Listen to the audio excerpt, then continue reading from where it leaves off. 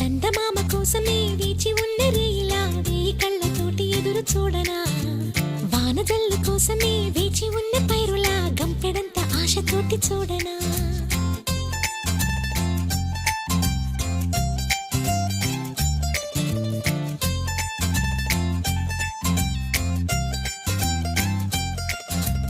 జోల పాట కోసం ఉయ్యాలలోన చంటి పాపలాగా, కోడి కూత కోసం తెల్లారు జాము పల్లెటూరిలాగా, ఆగనే లేనుగా చెప్పవా నేరుగా గుండెలో ఉన్న మాట.